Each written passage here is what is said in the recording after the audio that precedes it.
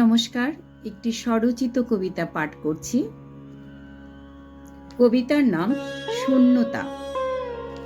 কলমে কণ্ঠে সোনালী চৌধুরী, বর্ষা। সবই আছে আগের মতোই, তবু চারপাশ বড্ড ফাঁকা। বাঁধনগুলো যেন আলগা, সম্পর্কে দূর দিগন্তের হাতছানি। মাকে হারালে বুঝি এমনই হয়। হৃদয়ে নেমেছে একরাশ শূন্যতা।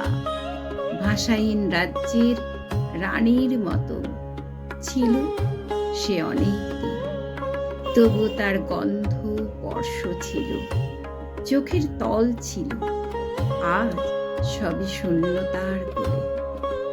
ভাষাহীন, গন্ধহীন, স্পর্শহীন, ঘর খাট সব আগের মতোই, শুধু বাতাসটা বড় বেদনাময়।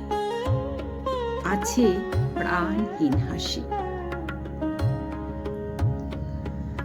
আর একরাশ শূন্যতা, যে নিঃশব্দে এগিয়ে এসে বলছে ঘরে মা নেই।